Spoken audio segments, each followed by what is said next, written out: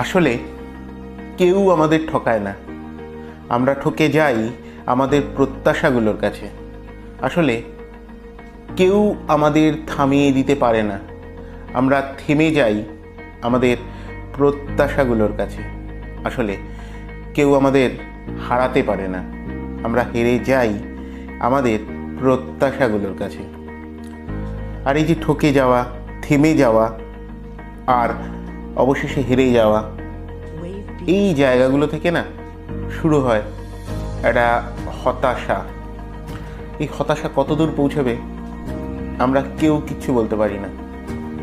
কত প্রতিভা অঙ্কুরেই বিনষ্ট হয় এই হতাশা থেকে, কত স্বপ্ন দুমড়ে মুচড়ে ভেঙে চুরে চুরমার হয়ে যায় এই হতাশা থেকে। কত মানুষ আত্মহত্যার পথ বেছে নেন এই হতাশা থেকেই। কিন্তু একটা স্ট্যাট বলে পৃথিবীতে প্রতি 40 সেকেন্ডে একজন মানুষ আত্মহত্যার চেষ্টা করেন। আর এই মানুষগুলোর মধ্যে অধিকাংশ না হতাশার শিকার, ডিপ্রেশন দ্বারা এফেক্টেড, এবং সেই জন্যই তারা আত্মহত্যার পথ বেছে নিয়েছেন। হতাশা যে কতদূর পৌঁছতে পারে সে বিষয়ে নতুন কিছু বলার নেই। কম বেশি ধারণা আমাদের প্রত্যেকের আছে, প্রত্যেকটা মানুষের এই ধারণাটা আছে।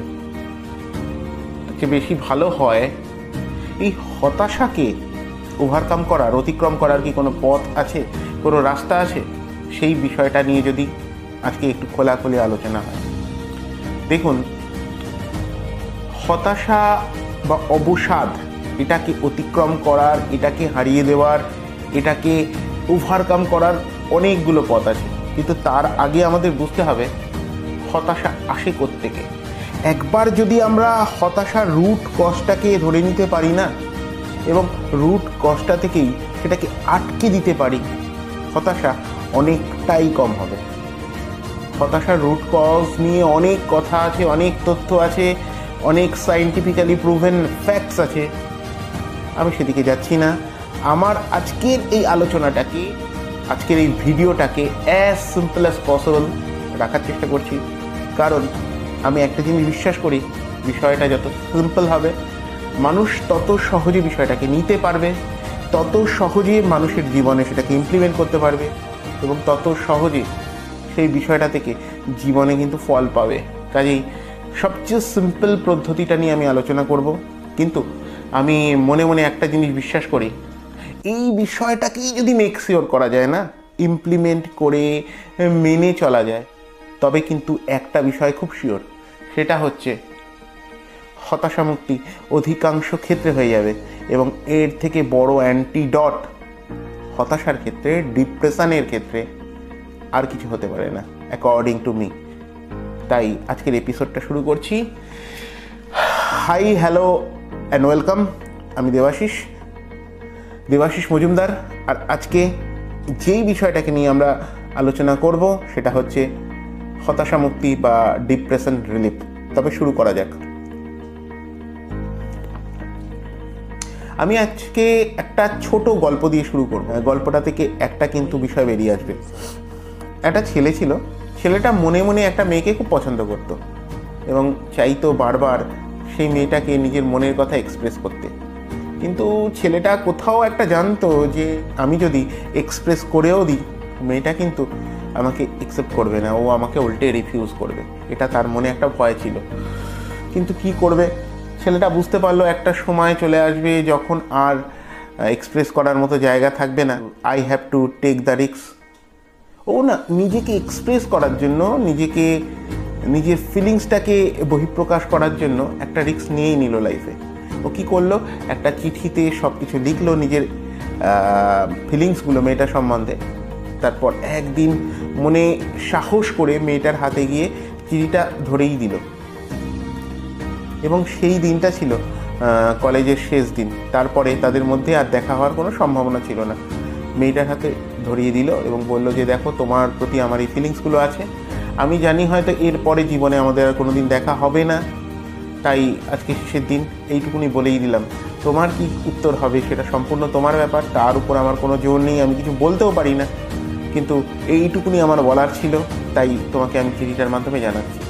সত্যি ছেলেটার সঙ্গে মেয়েটার আর কোনোদিন দেখা হয়নি জীবনে, কিন্তু ছেলেটা পরে যখন আরও ম্যাচিওর্ড হয়েছিল, জীবনে অনেক এগিয়ে গেছিল, তখন রিয়েলাইজ করেছিল ওটা ছিল তার জীবনের একটা সেরা স্টেপ, সেরা পদক্ষেপ, কারণ ও নিজেকে এক্সপ্রেস করতে পেরেছিল। ও পরে বুঝেছিল মানুষ কিন্তু কাউকে প্রপোজ করতে ভয় পায় না, ভয় পায় যদি আমি রিফিউজড হয়ে যাই এটার কথা ভেবে। মানুষ কিন্তু কাজ করতে ভয় পায় না, মানুষ কিন্তু এফোর্ট দিতে ভয় পায় না, ভয় পায় তার এগেনস্টে আমার লাইফে কী ফলাফল আসবে এটা ভেবে। আর এই যে অনিশ্চয়তা, আনসার্টেনটি, আমি এর বদলে কি ফল পেতে চলেছি, এর বদলে আমি আমার জীবনে কি পাবো, আদেও কি আমি আমার কাঙ্ক্ষিত লক্ষ্যে পৌঁছতে পারবো, আদেও কি আমি আমার কাঙ্ক্ষিত সাফল্যটা পাবো, আদেও কি আমি যেটা ডিজার্ভ করি সেটাকে অ্যাচিভ করতে পারবো লাইফে, এই চিন্তাভাবনাগুলো থেকে না যে অনিশ্চয়তা আসে আমাদের জীবনে, এবং ধীরে ধীরে যখন বিষয়টায় আমরা ব্যর্থ হতে থাকি, ক্রমাগত আমাদের মনের এগেনস্টে ফলাফল আসতে থাকে, আমরা যে ফলাফলটাকে একসেপ্ট করতে পারি না, অধিকাংশ সময়ে ক্রমাগত বিরূপ ফলাফল, মানে আমরা যেটা ভাবি তার এগেনস্টে আমাদের বিরুদ্ধে গিয়ে কোনো ফলাফল, সেটাই কিন্তু আমাদের ডিপ্রেশন বা হতাশার প্রধান কারণ হয়ে দাঁড়ায়। তাহলে বিষয়টা কি দাঁড়ালো? বিষয়টা হচ্ছে এই যে আমাদের এফোর্টে আমাদের যদি স্যাটিসফাই হওয়ার, সন্তুষ্ট হওয়ার কোনো ওয়ে আউট আমরা বার করে নিতে পারি, তবে নিশ্চয়ই আমরা কিন্তু আমাদের হতাশাকে অনেকটাই ওভারকাম করে নিতে পারবো। দেখো, এই পৃথিবীতে বহু বিষয় আছে যেগুলো আমাদের আয়ত্তের মধ্যে, এবং সেই আয়ত্তের মধ্যে বিষয়টাকে আমরা যত বেশি এফোর্ট দিই বা যত বেশি চেষ্টা করি, ধীরে ধীরে সেটা আরও সুন্দর হয়ে ওঠে। আর পৃথিবীতে বহু বিষয় আছে যেটা আমাদের আয়ত্তের বাইরে, সেখানে আমাদের কিছুই করার থাকে না, এবং সেখানে আমরা যদি এফোর্ট দিতে যাই, সেখানে যদি মাথা ঘামাই, নিজেকে বেশি ইনভলভ করি, অনিশ্চয়তা, টেনশন, এগুলো ছাড়া আমাদের কিন্তু আর কিছু হাসিল হয় না। ফলাফল এমনই একটা জায়গা। আসলে একটা বিষয় বুঝতে হবে, আমাদের যে মানুষের মাইন্ডটা না, এটা কিন্তু সবসময় পিকচারে ভাবে। আমি আমার আগের ভিডিওতে বলেছি, মেমোরি ম্যানেজমেন্টের ভিডিওগুলোতে, মানুষের মাইন্ড না পিকচারে ভাবে। যখনই আমরা কোনো কাজ করতে যাই, যখনই কিছু ভাবি, তখন কি হয় বলো তো? তখন আমাদের মাইন্ড না পিকচারে ভাবতে শুরু করে, ইমেজে ভাবতে শুরু করে যে এই কাজটা করে ফেলবো, তারপর আমার লাইফে এটা হবে, আমি যদি সাকসেসফুল হয়ে যাই তাহলে আমাকে এসে কনগ্র্যাচুলেট করবে, আমি এটা অর্জন করব, আমি সেটা অর্জন করব, আমি সেখানে যেতে পারবো, আমাদের লাইফে এই অপরচুনিটিগুলো খুলে যাবে। এই বিষয়গুলো না ক্রমাগত আমাদের মাইন্ডে স্ট্রাইক করতে থাকে, এই ইমেজগুলো।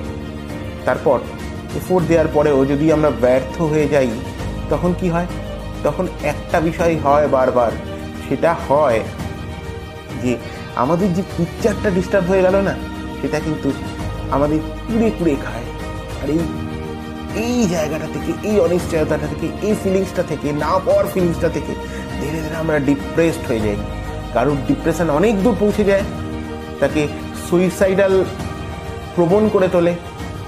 আবার অনেকে নিজেকে মোটিভেট করে আবার লাইফে ফিরে আসতে পারে, লাইফের ট্র্যাকে ব্যাক করে আসতে পারে। কিন্তু সবার লাইফে তো তাই হয় না। এমন কি কিছু করা যেতে পারে যেখান থেকে ডিপ্রেশনকে পার্মানেন্টলি ডিলিট করা যায় আমাদের লাইফ থেকে? তার একটাই পথ আছে, তার একটাই ওয়ে আউট আছে, to be satisfied with our efforts. দেখো, আমরা কিন্তু আমাদের এফোর্টেই আমাদের সবটা দিতে পারি। এফোর্ট বিষয়টা কি, এবার এই জায়গাটাকে বুঝতে হবে। এই জায়গাটায় আমরা এমন কি করতে পারি যে প্রতিদিন আমরা আরও বেশি একটু হ্যাপি হয়ে যেতে পারি জীবনে। দেখো, তুমি যদি ব্যর্থ হও, তুমি যদি অকৃতকার্য হও জীবনে, তাহলে কিন্তু অকৃতকার্য হওয়ার পর বা ব্যর্থ হওয়ার পর এই জন্য খারাপ লাগে না যে আমি ব্যর্থ হয়েছি। খারাপটা কিন্তু এই কারণেও লাগে, একটু ভেবে দেখো, যে এই স্টেপগুলো আমি নিতে পারতাম, আমি নিতে পারিনি। এই কাজগুলোকে আমি মেকশিওর করতে পারতাম, আমি করতে পারিনি। ওই জায়গাগুলো আমার ভুল হয়েছিল, ওই জায়গাগুলো রেকটিফাই করে নিলে হয়তো একটু বেশি ভালো হতো। এই মানসিকতা, এই ফিলিংসগুলোই কিন্তু আমাদের কুড়ে কুড়ে খায়।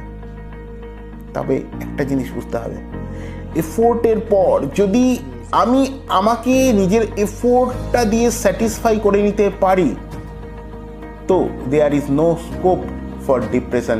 ওখানে অবসাদ বা হতাশার কোনো জায়গা নেই, because I am satisfied with my efforts. কিন্তু যদি আমি আমার এফোর্টে খুশি না হই, তাহলে নিজেকে একটা সেলফ অ্যানালিসিসের জায়গায় নিয়ে যেতে হবে, আত্মবিশ্লেষণের জায়গায়। কি? Accept, learn and grow. Accept, learn and grow মানে কি? ভুলটা থেকে শেখো, কি কি ভুল করেছো সেটা বুঝে নাও, কোন জায়গাটায় আরও একটু বেশি ভালো করা যেত এটাকে রিয়েলাইজ করো। তারপর সেই ভুলগুলোকে নিজের জীবনের সবচেয়ে বড় লার্নিংস বানিয়ে নাও। কথাই বলে তোমার শেষ ভুলটাই তোমার সবচেয়ে বড় শিক্ষক। আর ফেল বলে জীবনে কোনো কথা হয় না, because first attempt in learning, first attempt in learning এটাই কিন্তু ফেলের অ্যাব্রিভিয়েশন। তাহলে শিখে জীবনে ইমপ্লিমেন্ট করলে, আর যেই তুমি ইমপ্লিমেন্ট করবে না, দেখবে তুমি অনেকটাই লাইফে ম্যাচিওর্ড হয়ে গেছো, লাইফে অনেকটাই গ্রো করে গেছো। এটাই হচ্ছে সেলফ ইমপ্রুভমেন্ট বা সেলফ ডেভেলপমেন্ট। আর এই সেলফ ডেভেলপমেন্টই হতাশা বা অবসাদের সবচেয়ে বড় অ্যান্টিডট, সবচেয়ে বড় ভ্যাকসিন। সেলফ ইমপ্রুভমেন্ট বা সেলফ ডেভেলপমেন্ট। আমার গতকালের আমিটা থেকে আমার আজকের আমিটা কতটা ইমপ্রুভ করেছি, এই রিয়েলাইজেশন, এই ফিলিংসটা যেই মানুষটার সঙ্গে থাকে না, সেই মানুষটা কিন্তু সহজে ডিপ্রেসড হয় না কম্পেয়ার টু সেই মানুষগুলো যাদের মধ্যে এই ফিলিংসটাই নেই। সেলফ ডেভেলপমেন্ট, সেলফ ইমপ্রুভমেন্টে ফোকাস করো। তোমার গতকালের আমি থেকে তোমার আজকের আমিটা কতটা ইমপ্রুভ করেছে, লাইফে কি কি শিখেছে, লাইফে নতুন কি ফিলিংস এসছে, তার মধ্যে নতুন কি ডেভেলপমেন্ট এসছে, নতুন কি এক্সপিরিয়েন্স এসছে, কি ম্যাচুরিটি এসছে মানুষটার মধ্যে, এটা যদি রিয়েলাইজ করে নেওয়া যায় না, এটা কিন্তু চিরন্তন সুখ, চিরন্তন ডেভেলপমেন্টের একটা পদ্ধতি, চিরন্তন সুখের একটা পদ্ধতি সেলফ ডেভেলপমেন্ট। আর হতাশা সেখানে কম আসতে বাধ্য। নিজের ইমপ্রুভমেন্টে লক্ষ্য রাখো, নিজের ইমপ্রুভমেন্টে লক্ষ্য রাখলে হতাশাগুলো তোমাকে সহজে ক্রিপল করতে পারবে না, সহজেই তোমাকে গ্র্যাব করতে পারবে না। একটা কথা মনে রেখো, তোমার জীবনে কিন্তু কোনো কম্পিটিশান নেই, তোমার জীবনে কোনো কারোর সঙ্গে তুলনা করার জায়গা নেই। তোমার গতকালের আমিটাই তোমার সবচেয়ে বড় প্রতিদ্বন্দ্বী। আর যে গতকালের আমির সঙ্গে নিজের আজকের আমিটাকে কম্পেয়ার করে আর একটু বেশি ইমপ্রুভ করে চলতে পারে, সেই কিন্তু লাইফে অধিকাংশ ক্ষেত্রে হ্যাপি থাকেই।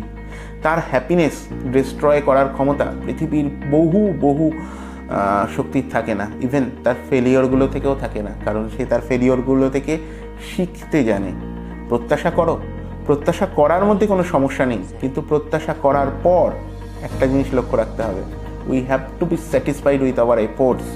আর যদি এফোর্টে স্যাটিসফাইড না হই, তাহলে কিন্তু বুঝে নিতে হবে আমি কি ভুল করলাম, কোথা থেকে আমি ইমপ্রুভমেন্ট করতে পারি, কোন জায়গাটায় আমার দেওয়ার কিছু ছিল। এগুলো বুঝে নিলে এটা একটা সেলফ ডেভেলপমেন্টের রাস্তা হয়ে দাঁড়ায়। হতাশাটা কম আসে, কারণ তোমার জীবনে তোমার সবচেয়ে বড় প্রতিদ্বন্দ্বী তোমার গতকালের আমিটা। সেটাকে এক্সিড করে, নিজের লিমিটকে এক্সিড করে জীবনে আগে এগোতে থাকো। হতাশা তোমার কম হবেই। কারোর সঙ্গে কম্পেয়ার করতে গেলে অন্য মানুষটা জীবনে এই পেয়েছে, অন্য মানুষটা এই উচ্চতায় পৌঁছে গেছে, অন্য মানুষটার জীবনে এই হচ্ছে, তোমার হতাশা আসতে বাধ্য। নিজেকে নিজের সবচেয়ে বড় প্রতিদ্বন্দ্বী বানাও। মাইন্ডে কোনো কন্ডিশন রেখো না, মাইন্ডে কোনো শর্ত রেখো না, আমাকে এতদিনে এই জায়গায় পৌঁছতে হবে। প্রত্যাশা রাখো, একটা ডিজায়ার রাখো যে আমাকে এটা করতে হবে। ডিজায়ারটাকে ধীরে ধীরে স্ট্রং বানাতে চলো।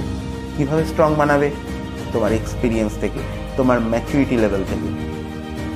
গতিমন্থর হোক ক্ষতি নেই, শুধু নিশ্চিত করো তুমি থেমে নেই। গতিমন্থর হোক ক্ষতি নেই, শুধু নিশ্চিত করো তুমি থেমে নেই।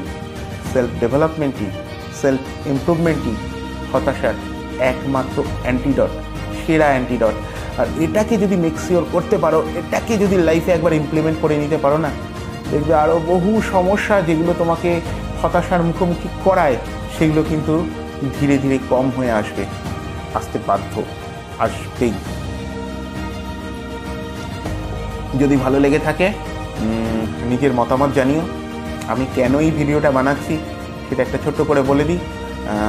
গতকাল যে ঘটনাটা ঘটে গেছে সারা ভারতবর্ষে, সবাই জানো, সেখান থেকে প্রচুর মানুষ আমাকে রিকোয়েস্ট করেছিল এরকম একটা ভিডিও বানাতে। দেখো, এর বাইরেও প্রচুর তথ্য আছে, প্রচুর থিওরি আছে, প্রচুর সায়েন্টিফিক বেস আছে, কিন্তু বিষয়টাকে আমি যতটা সিম্পল রাখা যায় ততটা সিম্পল রাখারই চেষ্টা করেছি, কারণ আমি বিলিভ করি মন থেকে যে simplicity can make the difference. যদি ভালো লাগে তোমার মতামত জানিও, এবং যারা এখনও আমার channel success for you subscribe করোনি তারা অবশ্যই চ্যানেলটাকে সাবস্ক্রাইব করে আমাদের চ্যানেলের পাশে আমার পাশে থেকো। তোমাদের পাশে থাকা মোটিভেট করে আমাকে আরও অনেক দূর এগিয়ে দেয়।